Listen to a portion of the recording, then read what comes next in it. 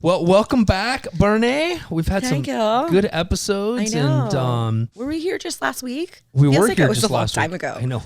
That was so great though. That was really awesome to meet Chris. Yeah. Yeah. Chris was, and the wrap up that we did on his stuff was really awesome. It was a good episode. So if you guys didn't get a chance to listen to it, go back and listen to Chris Harder. It was awesome. I think it was episode 22. 21. Ish.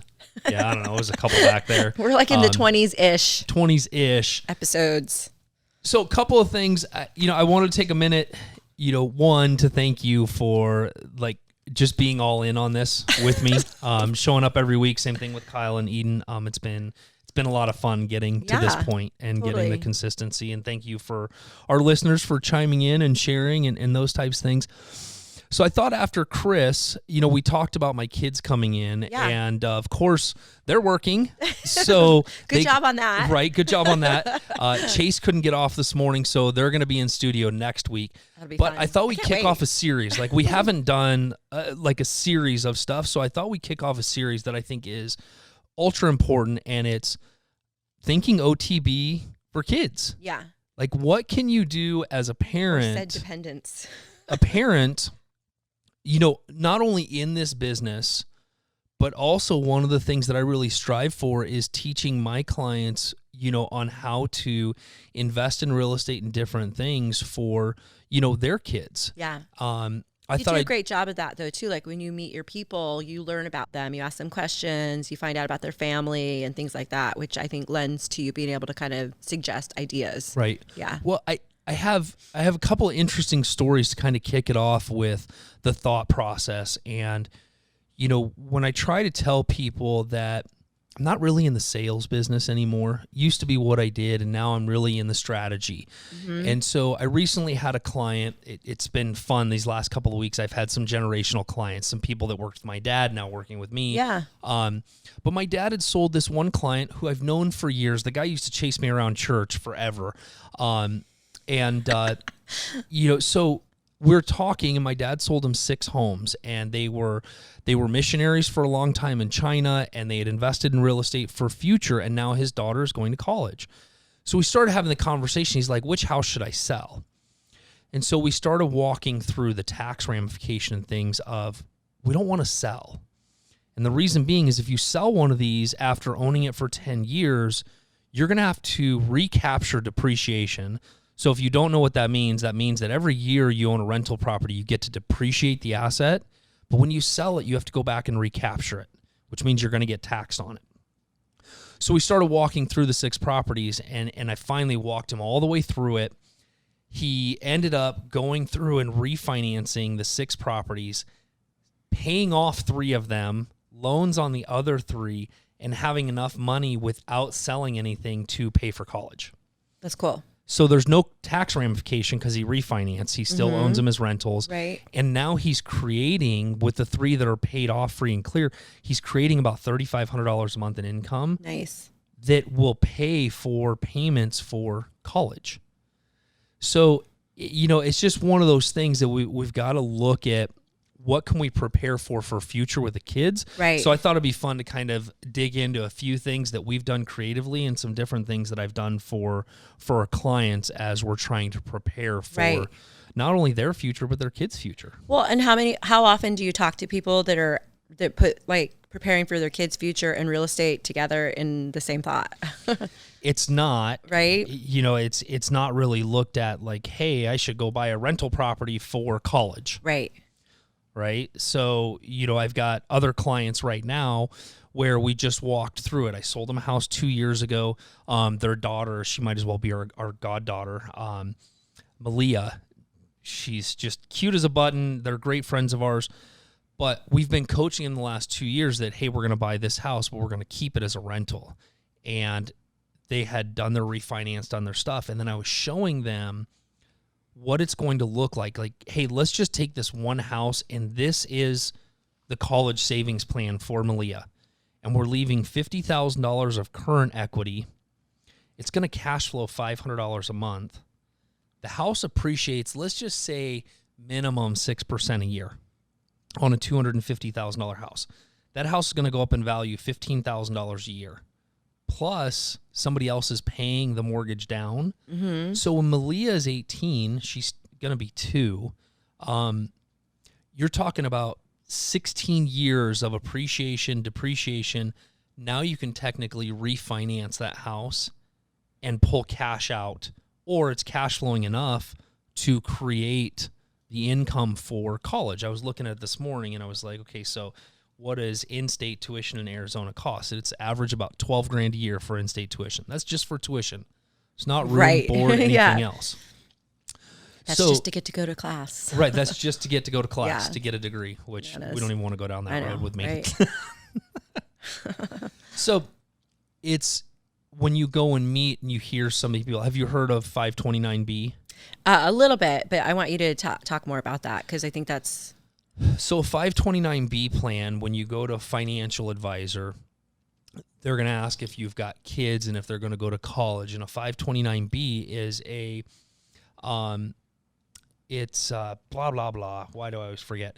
It's for college savings, but it's tax deferred. So you're not paying any taxes, right? You put the money in, you're not paying taxes on that money. And how common is that, right? So when a parent finds out about the 529B, is it something that they learn on their own, or do they usually have a financial advisor that's telling them about that? Usually it's a financial advisor, or they've heard from friends like, hey, here's where you should save for college for your kids and prep. So I was kind of going through some numbers this morning, and I was like, okay, so what's the average rate of return? So a 529B plan can be very similar to like a 401k. Right. So you're super going to get conservative return. Right. You're going to get some sort of rate of return depending on where it's put, where it's invested, all those other things. The problem that I see with it is that, number one, you have to put your own money in. So in order to 18 years down the road, you're putting you have to put $3,000 to $5,000 a year into this plan to eventually pay for college. Okay. So if you're making $100,000 a year, you got to put 5% away for your kid's college. That's a lot. And the average return in 2011 was 3%. Yeah. Right now, because of what the stock market's doing, it's averaging about 10 to 12. So it's getting a good rate of return right now. But here's the caveat with it. It can only be used for education. So if you look at right now, if I had put $100,000 into my 529B plan, it was all tax deferred. So I haven't paid any taxes on that $100,000. My kids don't go to college. What happens? Yeah, exactly. You're kind of screwed. If I pull that out and they don't go to college, right? I'm screwed. Like, yeah, and you can only use it, and you only can use it for education. It doesn't necessarily get used for other expenses. Correct. Yeah. So it's just used for that. So it ends up being something that if you don't end up using it for that, you're taxed on it. There's no other out clause for it. Yeah. I mean, it's so interesting. Is like, how can people then, from the get-go, how does a parent figure out, how do I start putting money away in a more controllable, like flexible, real estate related solution? Like, when does somebody get to learn about that? And what's the first steps? Like, if you're putting 5% pre-tax deferred into a 529B, why not just put that money into what kind of account? Well, so here was my thought as I was kind of like drawing on paper this morning. I'm like, okay, if I go back, Christian's 18. Let's say he's going to college next year. If I go back and I regret, obviously, we've talked about selling that very first house that I owned. If I go back to that and I said, what if that $100,000 house I bought with 3% down, so I put $3,000 down, right? Same amount you put in per year for college, but I just did it once. And I just let that sit for 20 years. Now Christian's ready to go to college. Now I have two choices. I can sell it, which I don't advise because you're going to have a tax ramification. But what if I refinanced it or I create enough cash flow? Let's say college is $12,000 a year. It's $1,000 a month. Well, if I almost own that house free and clear, is it producing enough income a month to pay for the college payment? Yeah. Right? So, that's kind of what I'm kind of comparing it to is 529B versus what if I bought a rental property? Right. What if I just kept the house? Like David and Taylor right now, they're keeping their first house that they bought together. Malia's almost 2, and I've coached them through, if we keep this, it's refinanced at 3%, it's cash flowing $500. We keep this and we ride down the road, in 10 years, there's probably enough money in there to pay for one kid, could almost pay for 2. Right. At the end of it. It's such a smart idea that I think that sometimes people forget how real estate can be leveraged for so many other reasons in life, right? Right. I mean, it really is the best way for people to like maximize their money, make money. I mean, and very much be in control of it. Like there's, Here's the insanity piece of David Taylor. David served our country. He's a veteran. He bought that house 2 years ago, so he was able to use his VA loan. No money down, right? That's amazing, yeah. Well, what's happened in 2 years? The house has appreciated like 30%. So zero investment into having $50,000 in equity and living there. And now he's buying his next home using the VA loan, leaving that money in there. Now the zero investment he has is creating $500 a month and potentially going to create college down the road if Malia goes to college. Exactly. Yeah. Yeah. But it doesn't mean like if she doesn't go to college, then great. We just keep the rental property. And exactly. We keep doing it's still another source for income and however they want to use the income. Correct. Right. Whereas a 529B, it's locked in. It's locked in, and you have to put your own money into it. Yeah. So I have to put $5,000 into it to get a $500 return for the entire year. Yep. But David and Taylor, they have zero money into it, and they're making money again. 6% average appreciation. Like that's when we look at the curve for the last 20 years, 6% average. You take out the big dips. Right. It's 6% on 250,000, not 10% on 5,000. Right. Yeah. Right. So I'd rather have 6% of 240,000, which by the way is leveraged. I didn't have to put $240,000 into it. Exactly. It's not real cash. I just had to own the asset. Right. Yeah. That's super powerful. I mean, how many people do you think even recognize that that's like an option or a solution for them? Well, I don't. And there's other people that can be taken care of too. Correct. Like caregivers, right? A lot of people have parents that they have to take care of or themselves at some point in time. Sure. Right? Yeah, those are all pieces. And again, if you put that money into a 529 and it doesn't go to education, what happens to it, right? Yeah. It's not that you lose it, but you have to go back and be taxed. I mean, 529 is probably really, let's be real, it's a mechanism for the banks and for corporate America to to make money off of your money. Right. Well, I think it's also one of those things where it's just it's like naturally putting money into my 401k. Right. This is going to be my retirement someday. Yep.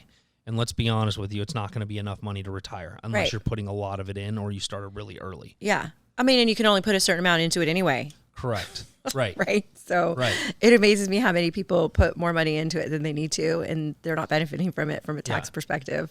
So I just think, when we go to think outside the box is try to think outside the box from here's the standard retirement plans. Mm-hmm. Yes, they're tax deferred, but owning real estate is kind of tax deferred too because you're only taxed on it when you sell it.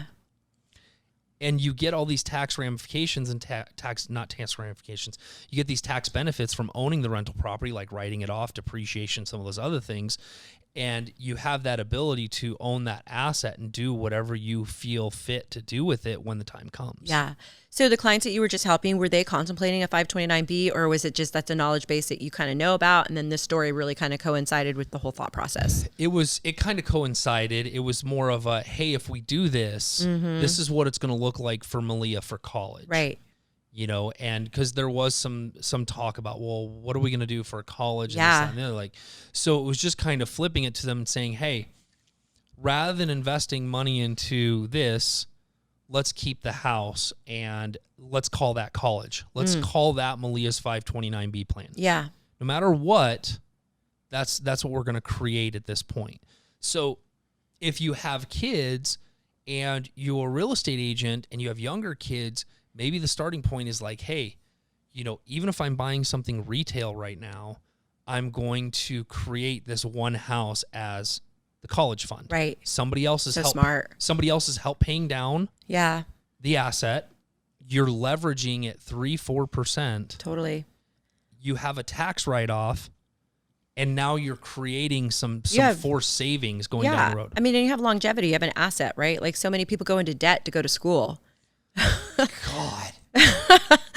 And it's so funny. The rate of the money is actually the same cost, if not a little bit more expensive. That's a really good point. Like when you look at the cost of getting student loans and going into student debt. I mean, the rate of the money, the cost of the money is not super expensive. It's slightly more than a mortgage right now, or about the same probably. But like people go into debt to go to school. Like I think about my mom and dad trying to get us kids to school.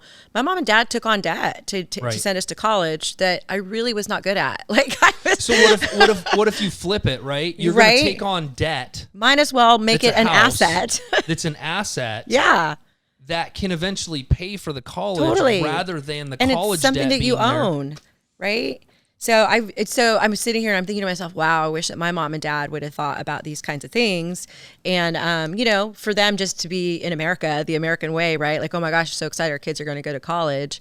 And they just thought that was the norm, is that you take out a loan, you give as little cash as you need to, you take out a loan, and then, your kids are going to go to school, they're going to graduate, they're going to make money so that they can start paying on that loan. And that it doesn't make any, I mean, it's a solution. It's just certainly not the best one. Yeah, but I mean, let's go back to it's just a terrible solution. How many kids, how many of us, started off? I mean, I had minor school debt because my dad was really big on like, hey, you want to go to school? Go ahead. You sign on the dotted line. Right. When you finish and you complete, then I will pay you back for it. But I never finished, so I got stuck. You got to pay for it. Right. Yeah. I think I paid off one of my student loans well into I was probably in my early 30s on one. How much was your student debt? I think, I'm old. So let's just say back then. Well, we can always. How can we factor inflation? Yeah, let's factor in inflation. I think I was about $22,000 in debt. So today it's probably, 45,000. If not more, right? If not more. I mean, that was a few decades ago. So. Right. So what if, so I guess the outside the box thinking here is, what if you went into debt for an asset 100% early on? Yeah. Rather than going into debt for something you don't really see down the road. I know, right? I mean, I've got family friends that they have so much debt in their degrees. I mean, in their loans, and they have really great jobs, like they're doctors or attorneys or things like that. The things you have to go to college for. Right. Right. But they've literally spent 10, 15, 20 years paying off loan debt. So what if it was done 15 to 20 years earlier? I know, right? And they'd probably be making money. Probably. Well, certainly they'd be making money off of a home that they'd owned unless they over leveraged it. But so let's just backtrack the numbers really quick.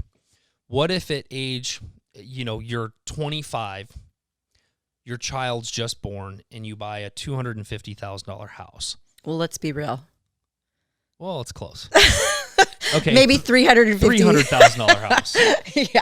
Okay, let's say it's a $300,000 house. Condo. Sorry. Cardboard box. I'm just ruining your point. I'll shut up. Okay. We're buying $1 million house. I'm just saying, Bernie's kind of reminding me of the Kid Snippets girl right now. I mean, where are you finding this $250,000 house in Phoenix, Arizona? Kyle found one yesterday. He just got his ass beat on it yesterday. Anyway, I'm sorry. Anyway, point is that if you were to take that and you buy it leveraged, and you can go back one step further, you bought it as an owner occupied, right? Yeah. So minimum down. Now you're keeping that. Let's just say you put your 3% down, so you put $9,000 down on it. You're keeping that house. You still had the intention to put $2,500 a year into 529B. Instead, you take that $2,500 a year and you're paying it towards the mortgage.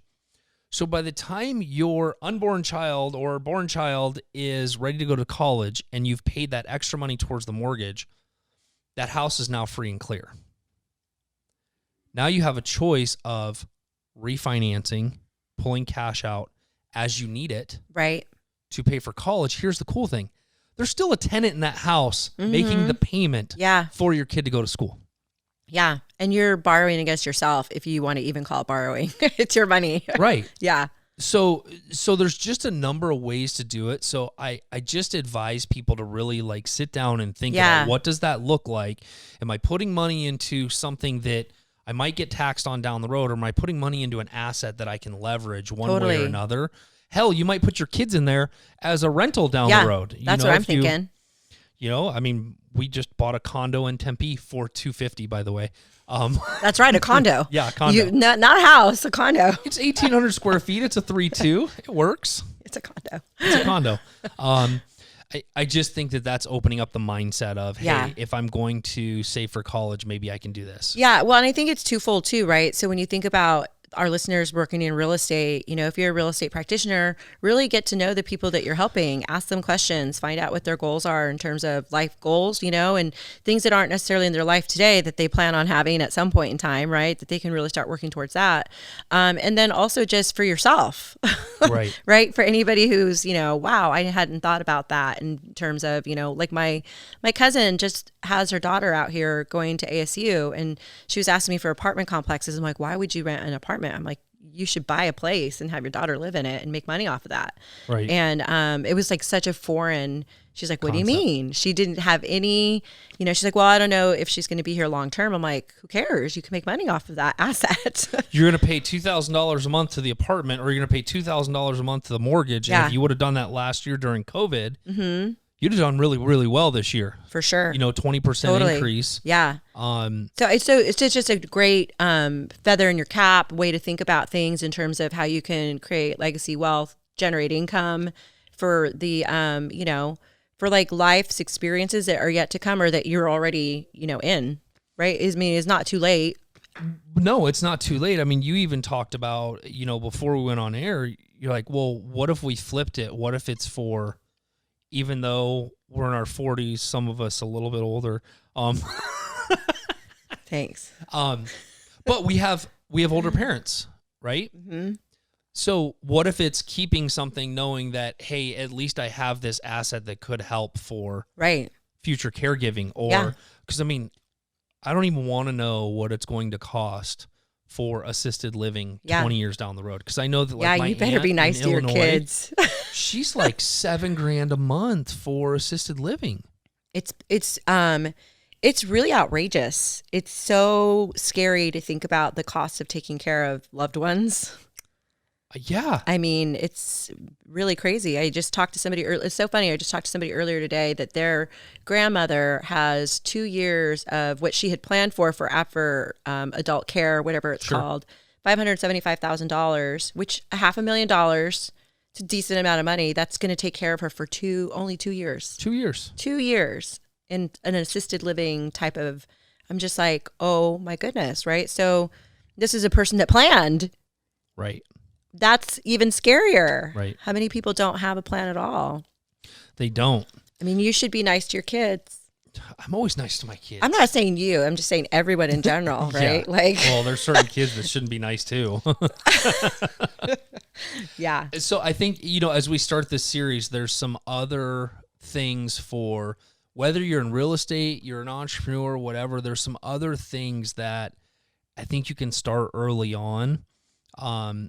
Keep in mind, guys, a lot of this insight has come from my CPA, so definitely check with CPA and some of that other stuff with how you can do it. If like the best thing that comes out of this conversation is it makes somebody pick up the phone to talk to a financial professional, I think that's a huge win. Yeah, absolutely. Yeah.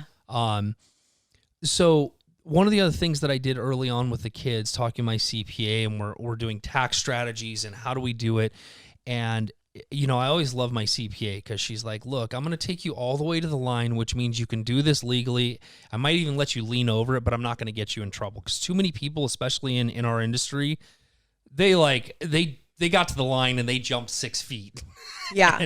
and they wonder why they can't qualify for things, and they're writing everything off. And I think we still have to pay taxes when it comes down to it. And I think if you write everything off, you're going to screw yourself down the road when you want to qualify for something. But I do think as your business starts growing, you start thinking about your kids and what can be done. When my kids were 10 and 12 was when we were advised to put them on payroll, give them jobs. Right. Right. So they cleaned the office. They washed the cars. They're really good about taking the cars to get washed now. They don't have to do anything but take them. But so there's things that they do for both of us, but they're both on payroll now. Yeah. So what did that give us the ability to do? It gave us the ability to pay our kids. So they both, you know, and you have to be careful with what you pay them and how you pay them. So we paid them both $15,000 a year. That was their salary. They did marketing, they were branding, they were passing out t-shirts at school, they were doing whatever. And they've brought business in without a doubt from being at school and knowing what we do. But then we took it one step further.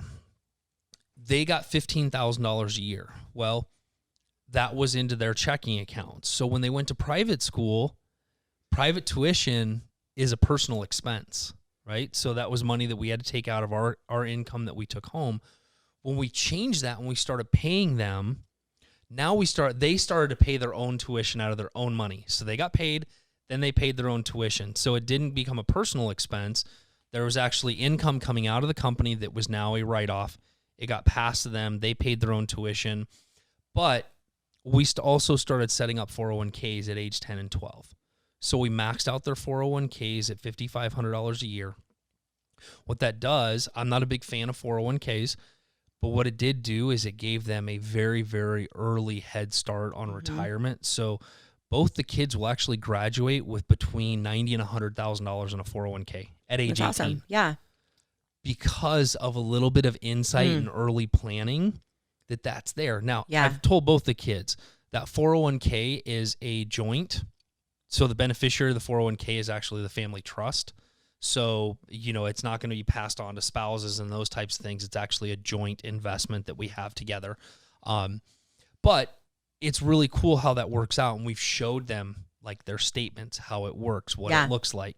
And then they've had to work with a CPA on filing their taxes. Oh, that's and cool. What that looks like. Poor kids have been filing taxes since age 10. Right. Yeah. That's awesome though. I mean, not very many people can say that. I mean, they already are. I mean, they're really great adults already, right? Because they know a lot more than most people do. I mean, a lot of kids don't even learn anything about writing a check. I guess nobody really writes those anymore. Writes checks. They Zelle everything. Yeah, but do you know what I'm saying? Like, I mean, like we didn't learn about anything financial. It was in school. No. I mean, we basically had classes in school that taught you about things like that, as opposed to my parents teaching us about that.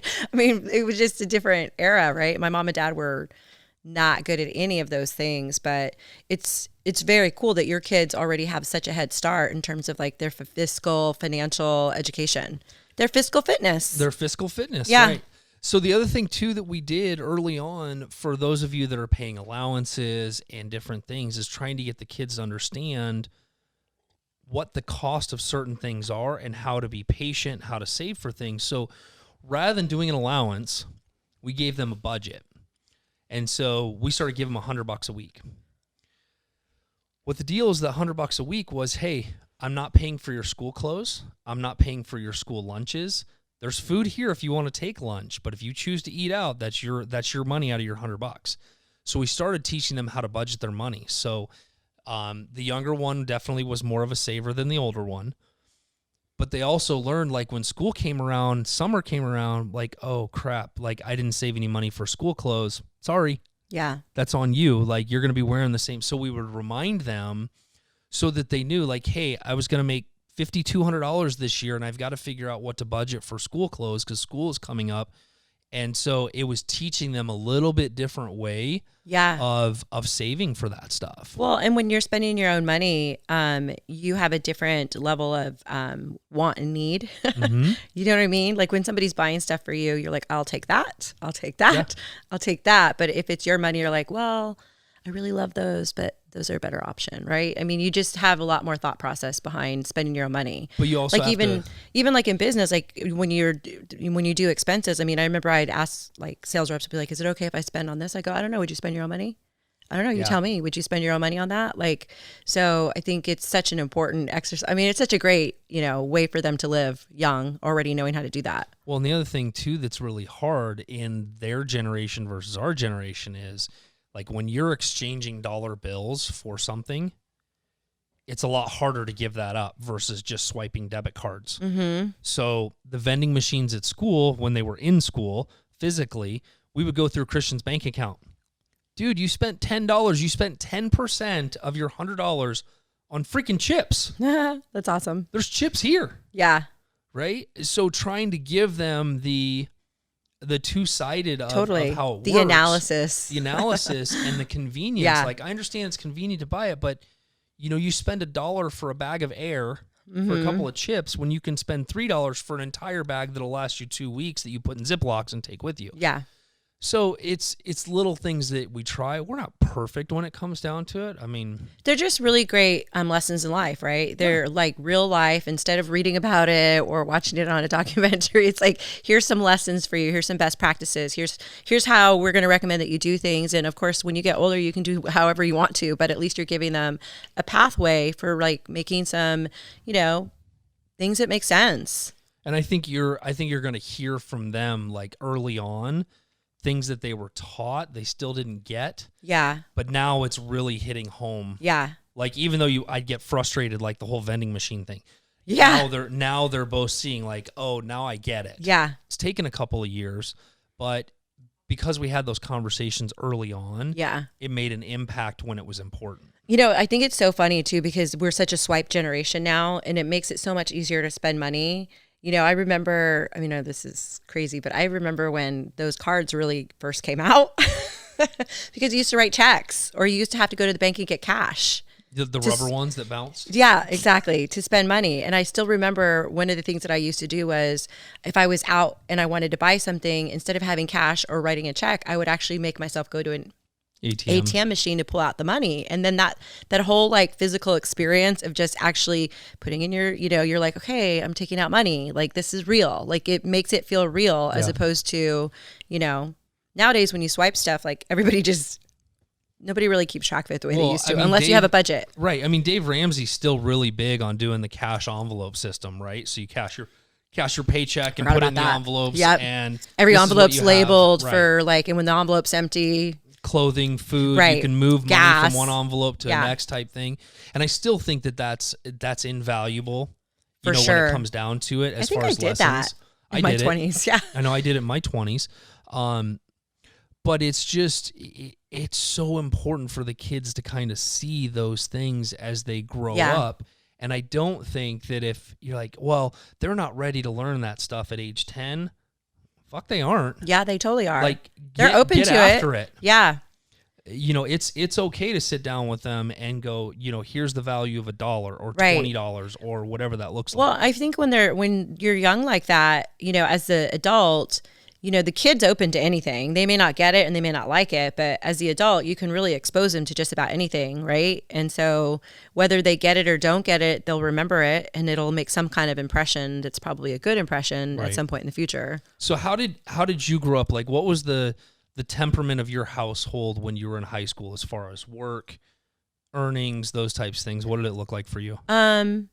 Well, my mom and dad were we were poor. Like you would call it poor. Like my dad worked, my mom didn't. And my dad was blue collar. He owned his own business. And it's amazing I look back that the three of us went to private school because that had to have been all of their money. It had to have been a lot of the money. And I know that there was always a lot of challenge with cash flow, making ends meet.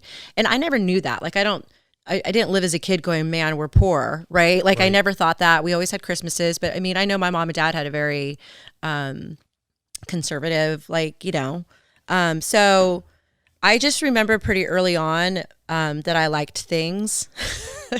And so I liked to make money. I was little, I owned my own keg and tap, and I would charge $5 to come into my parties.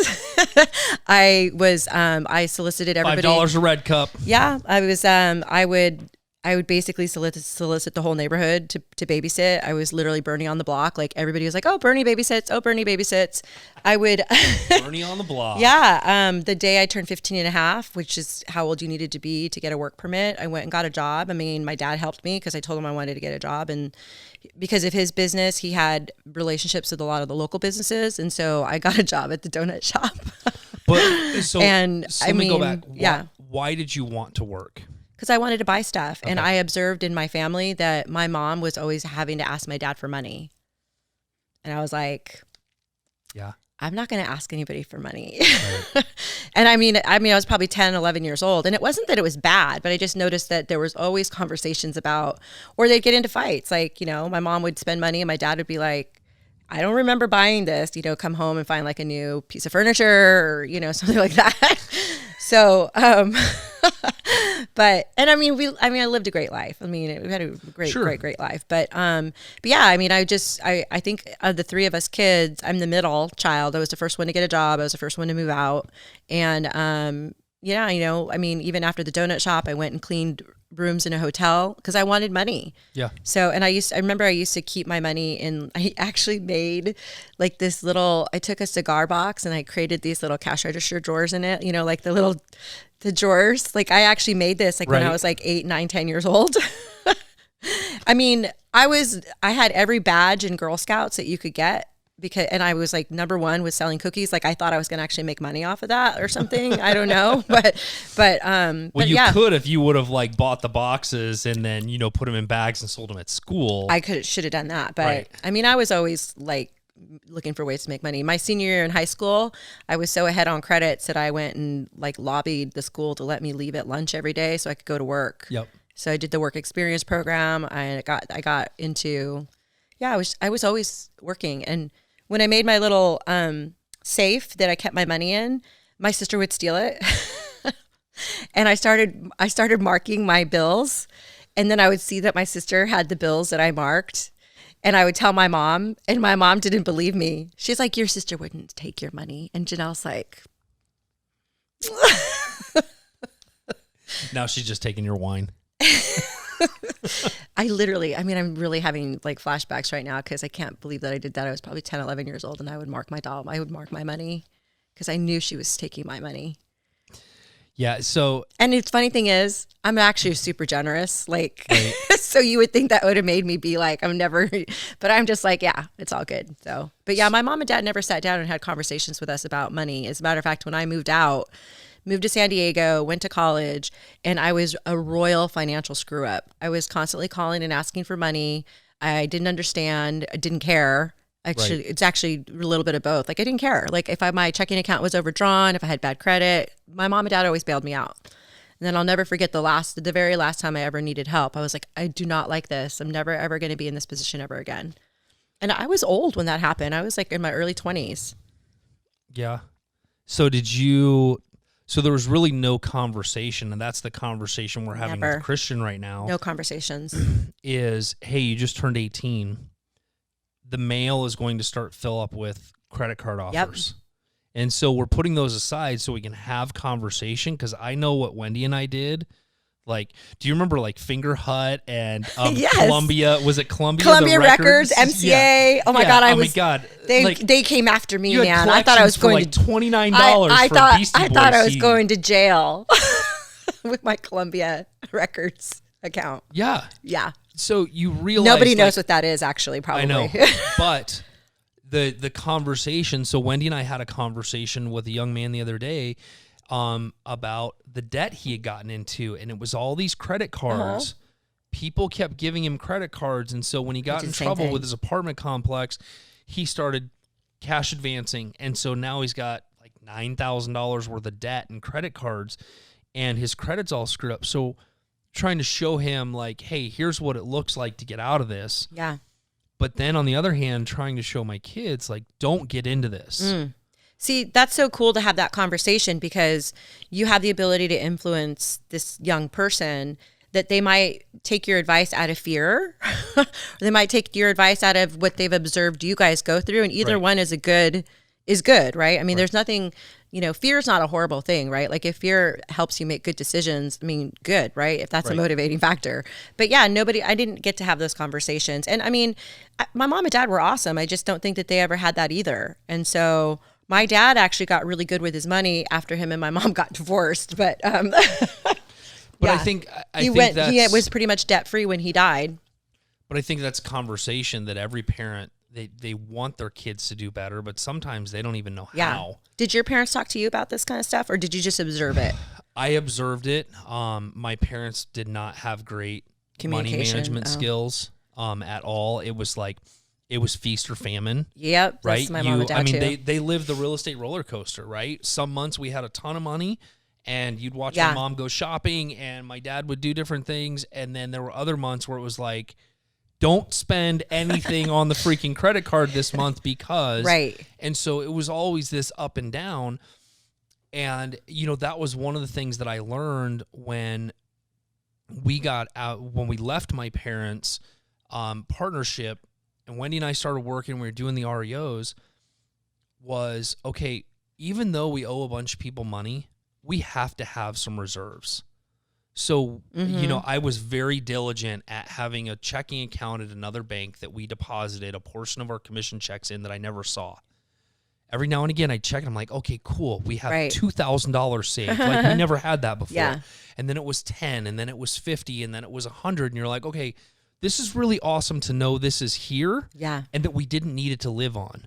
But when you bring it all in, you're constantly like living above your means rather than having a little bit of discipline to know that, hey, rainy day, shit's going to fall apart in this business. A closing's not going to happen, all those things. So I just think it's really important to have those conversations early on with your kids.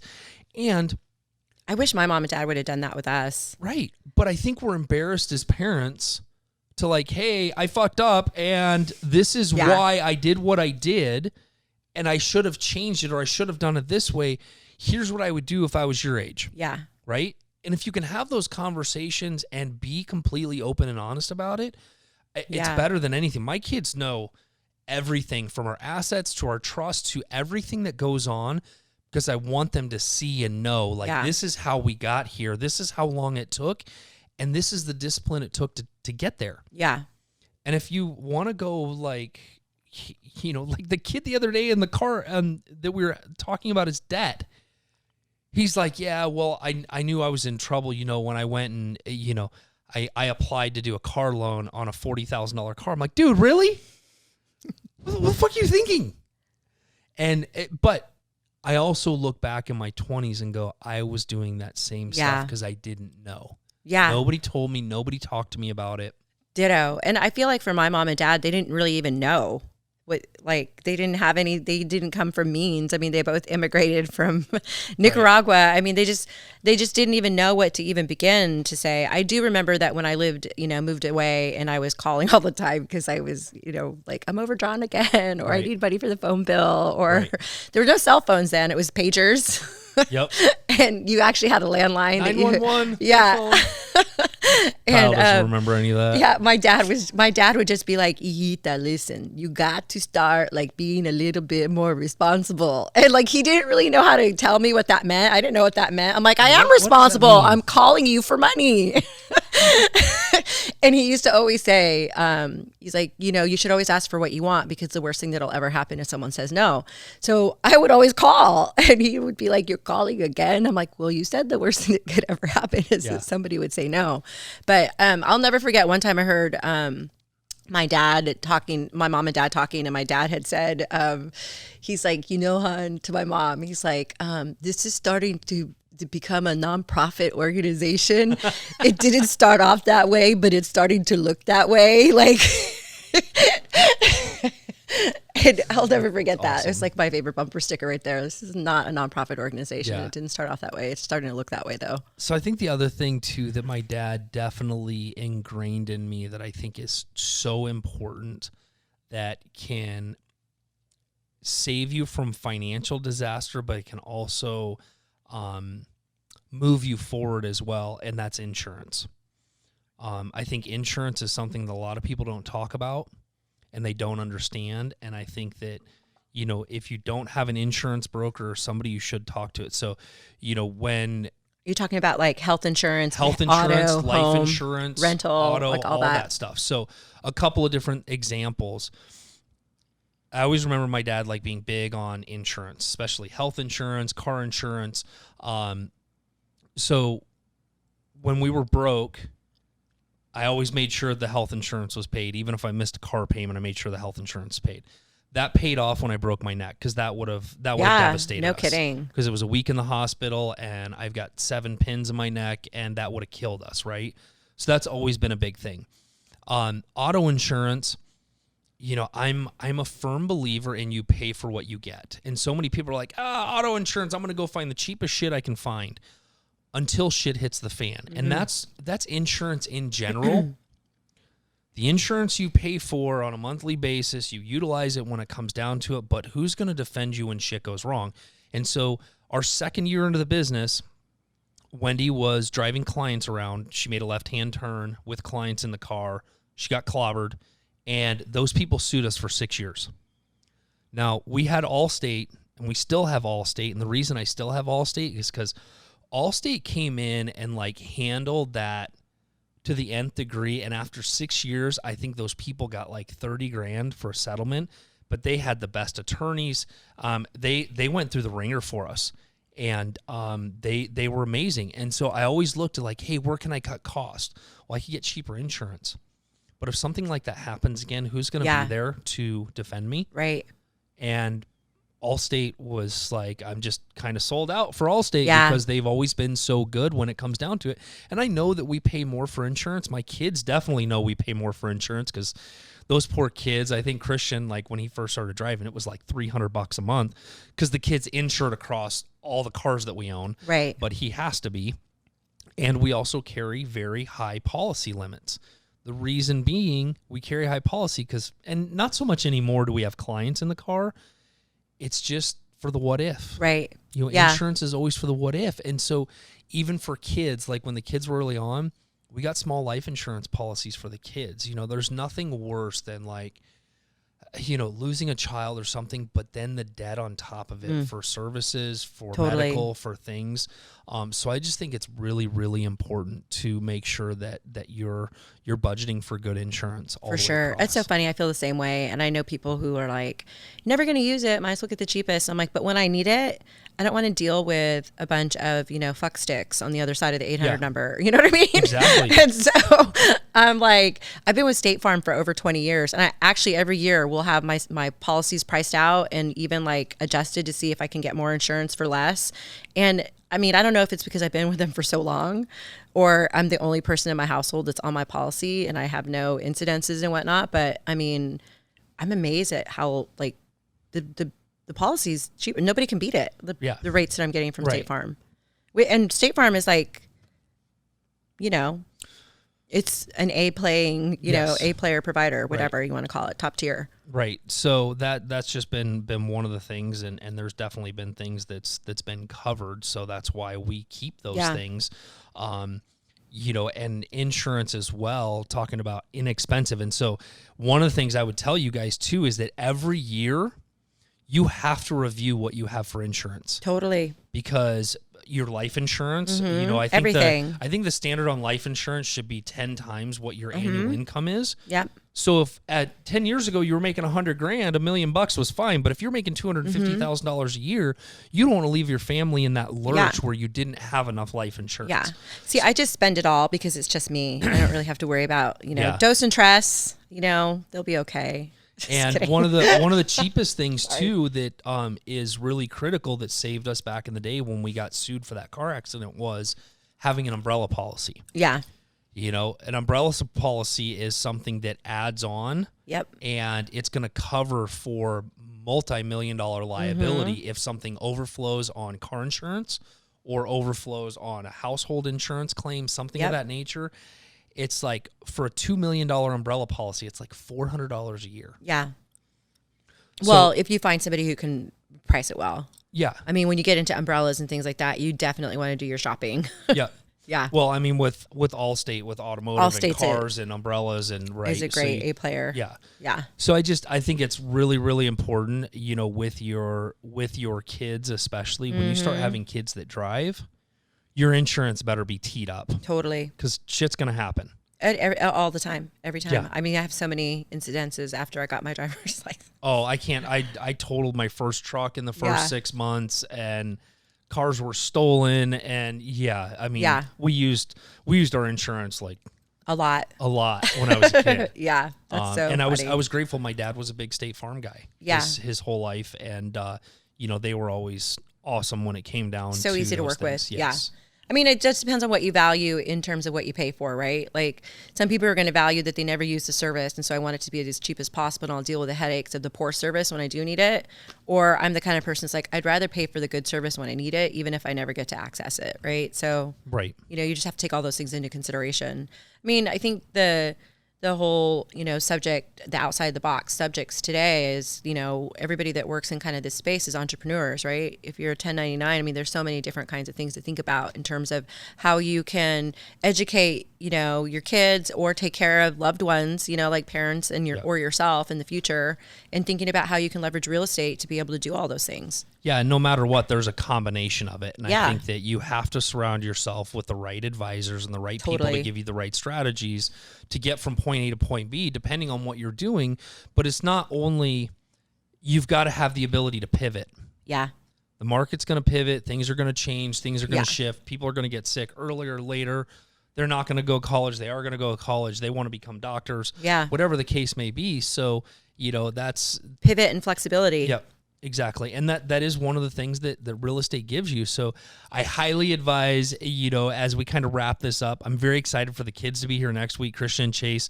If you guys have questions, email them, text, let's get some questions going that we can ask the kids that you're curious about. I already have a bunch. Do you? Oh, yeah. Oh, man. Oh, yeah. I'm afraid. I can't wait. I have I was very prepared today. Well, that's good. So I gave you some more time to be super prepared. Oh, yeah. I'm going to think of even more stuff now. Yeah, I might pay them. I'm not joking. I mean, let me know, you guys, what you think about that, because I can't wait to get those two in here. I cannot wait. Well, it'll be like interviewing 3 kids. Probably. I'm going to sit on the other side. You can interview all 3 of us. Yeah, I mean, I'd probably be lucky to get anybody to pay attention. Whatever. Well, that's been awesome. I think there's, guys, just to wrap this up, outside the box methods for your kids, whether you're an entrepreneur, real estate agent, just in life in general, one, think about real estate as a investment potential for saving for college. There's a lot of great advantages to that. 2, looking at, can you put your kids on payroll? Are there some things that you can teach them to be better money managers in life? And don't be afraid to have those conversations with them about money. Even if you screwed it up early on, tell them how you screwed up. Tell them how to fix it so that they don't have to live the way you did. I'm grateful we're having conversations with our kids about it. Totally. And then I think 3, there's, the insurance thing I think is really important to, talk to your kids about insurance. I think you yourself need to have that conversation about insurance, what it means, whether it's life insurance, car insurance, those types of things, and just making sure that all that stuff is wrapped up and you're seeking advice regarding those things so that you can pass down to your kids. So next time, Christian and Chase are going to be in here and Bernie's going to drill them. I'm not sure what's going to... No, it's going to be fun for them. I'm sure, because they're going to be tattling on their dad. Yeah, and, exactly. Seeing their experiences, which I'm very excited to have them in studio next time. Guys, thanks for joining us. We appreciate you, and see you next time.